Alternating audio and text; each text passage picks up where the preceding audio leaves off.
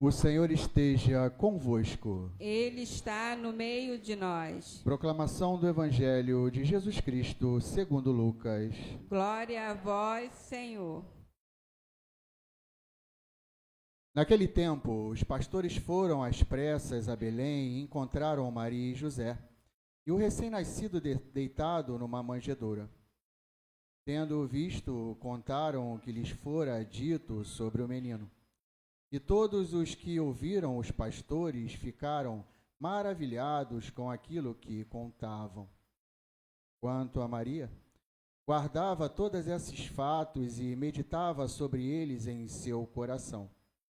Os pastores voltaram, glorificando e louvando a Deus por tudo o que tinham visto e ouvido, conforme lhes tinha sido dito.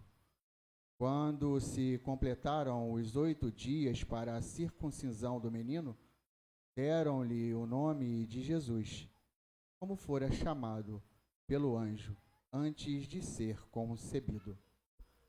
Palavra da salvação. Glória a vós, Senhor.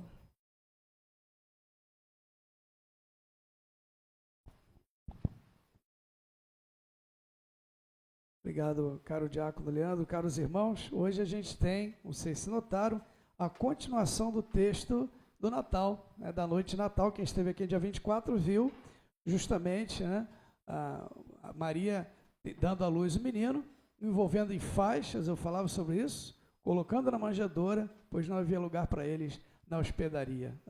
E aparece lá apareceu um anjo aos pastores que estavam ali na região, guardando seus rebanhos, anunciando: hoje nasceu para vós o Salvador. Vos anuncio uma grande alegria. Hoje nasceu para vós o Salvador, Cristo Jesus. Isso vai servirá de sinal. Vocês vão ver um menino envolto em faixas, deitado na manjedoura. E aí eles foram correndo. Então vamos a Belém para ver o que o Senhor nos anunciou. Hoje é a continuação desse texto. A gente tem no Evangelho, nessa festa, essa solenidade de Santa Maria, Mãe de Deus. Os pastores foram às pressas a Belém, encontraram Maria e José, e o recém-nascido deitado na manjedoura. Terceira vez que fala da manjedoura. Primeiro teve Nossa Senhora colocando a manjedoura, segundo o anúncio do anjo aos pastores, e a terceira aqui, quando eles chegam, confirma o menino ali. Mais uma vez, aquilo que eu dizia, ele como alimento, o pão da vida, alimento para a humanidade. E aí contaram o que tinha sido dito o menino, e todos ali maravilhados com o que eles contavam. E aí tem um versículo aqui, e depois vai se repetir, aparece lá quando Jesus tinha 12 anos, está aqui também, diz assim: quanto a Maria, guardava todos esses fatos e meditava sobre eles no seu coração. Então, sem dúvida, Lucas quer mostrar ela como exemplo para nós e como exemplo para a igreja. A igreja deve ser como Maria, que guarda no seu coração todas aquelas coisas. Meditava, levava ao coração, levava a oração. Mesmo quando não compreendia, tudo ali ela levava a oração.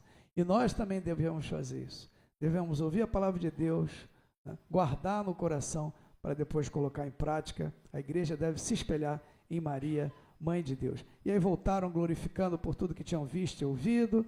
E eu, inclusive, quero já aqui apontar para o próximo domingo, que é o domingo de Reis, como é chamado, Festa dos Reis, esse ano, dia 4 de janeiro, quando chegam os magos, os reis magos trazendo presente, aqueles sábios que vieram de longe trazendo presentes. Então, a gente vê que tudo converge para Jesus. Eu pretendo falar sobre isso no domingo.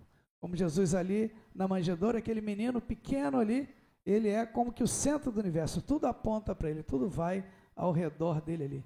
Maria e José, a criação, a gente vê ali, até os animais representando, os anjos conduzem para ali, a estrela conduz ali, os pastores vão para lá, os magos vão para lá. Pretendo falar sobre isso, como Jesus é ali o centro justamente de todas as coisas, e o Evangelho já no início quer mostrar isso, como aquele menino é o centro de tudo, tudo converge para ele, e nós também devemos nos dirigir para ele. Então, a Virgem Maria como modelo para a igreja. Santa Maria, Mãe de Deus, é o primeiro título mariano, primeiro título, digamos, o primeiro dogma, melhor ainda, melhor do que título, primeiro dogma da igreja sobre a Virgem Maria, e que foi proclamado no ano 431, vale a pena a gente saber, no concílio de Éfeso, terceiro concílio da igreja importante, e que justamente definiu isso, a maternidade divina de Maria. Mas o centro da questão era Jesus. A pessoa de Jesus Cristo. O que acontece? Desde o século... Existe registro do século II, ano 150, orações dessa época, muito antigas da igreja, onde a Virgem Maria era venerada pelo povo cristão como Mãe de Deus. Sempre chamavam assim: não desprezeis as nossas súplicas, ó Mãe de Deus, Virgem gloriosa e bendita. Então, várias orações ali que chamavam a Virgem Maria de Mãe de Deus. Os cristãos sempre chamaram, né?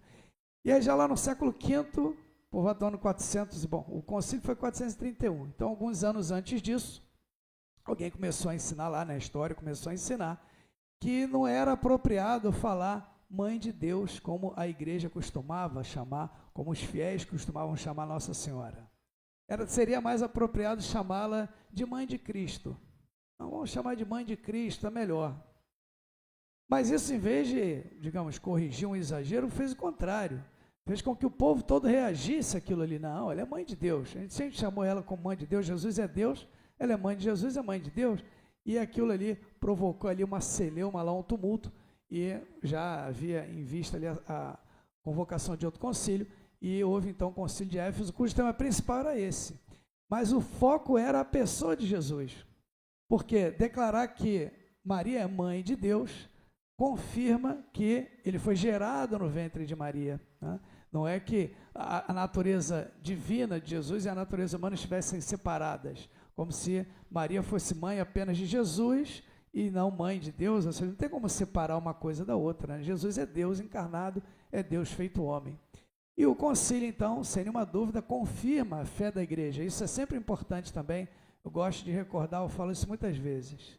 Sempre que a igreja proclama um dogma, o dogma é como uma luz que ilumina o caminho da igreja.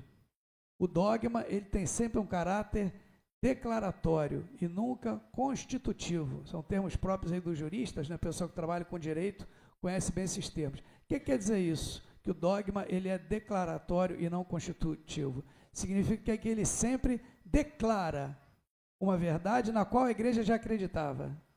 Ele nunca constitui uma nova verdade, ele nunca cria uma nova verdade. A igreja não tem esse poder, ela recebe a verdade de Deus como um dom, como um tesouro. E como fiel depositária, a igreja deve guardar esse tesouro, como a Virgem Maria guardava no seu coração, anunciá-lo a todos sem mistura de erro, né? E viver de acordo com esses mistérios. Então, é isso que a igreja deve fazer. O dogma, então, ele sempre declara uma verdade na qual a igreja sempre acreditou. E por algum motivo houve ali alguma dúvida, alguma heresia, então a igreja proclama. Por isso o dogma, ele é como uma luz que ilumina o caminho. Ele é como uma seta que aponta o caminho.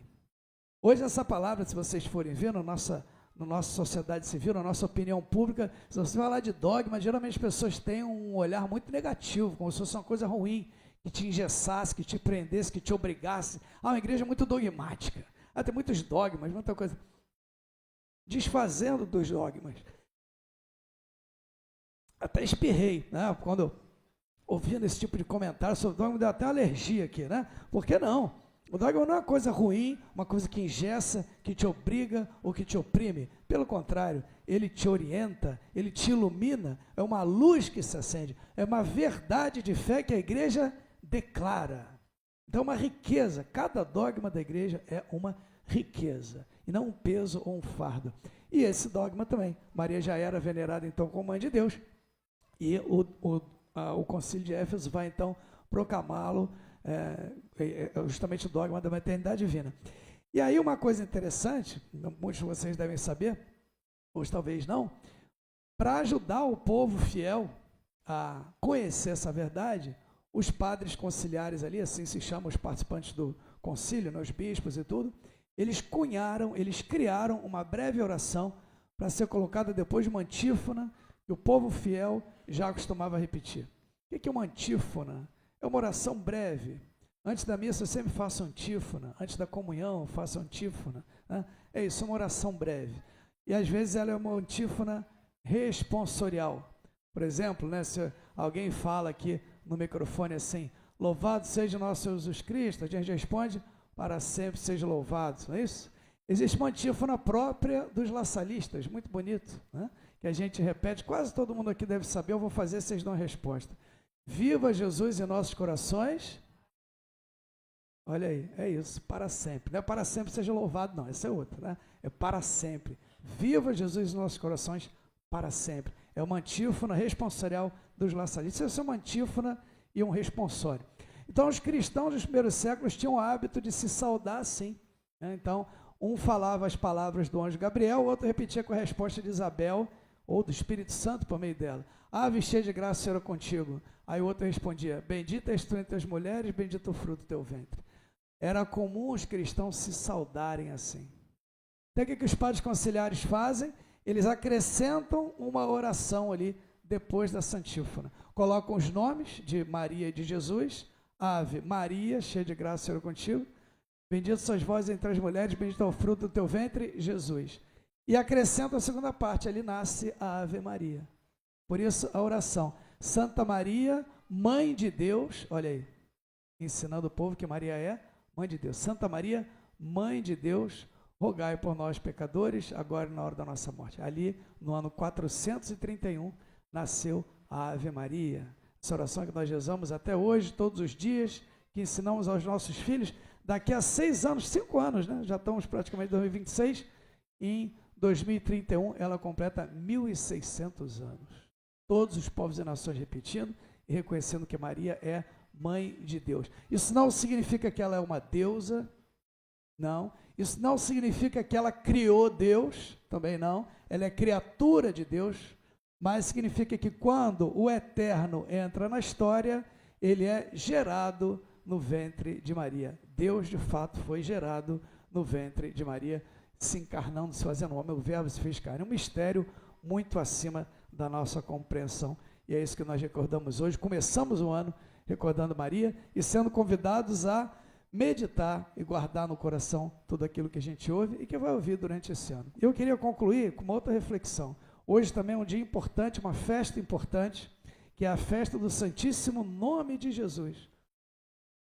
Se a gente for lembrar, semana passada a gente celebrava o Natal, o nascimento de Jesus. E aí depois diz aqui, olha, quando se completaram os 8 dias, era uma semana, 8 incluindo o primeiro, né? Então uma semana completa. Quando se completaram os 8 dias para a circuncisão do menino, deram-lhe o nome de Jesus, Deus salva, como fora chamado pelo anjo antes de ser concebido. Então, Jesus ganha o seu nome no dia da sua circuncisão, no 8º dia, ou seja, hoje. Olha que interessante.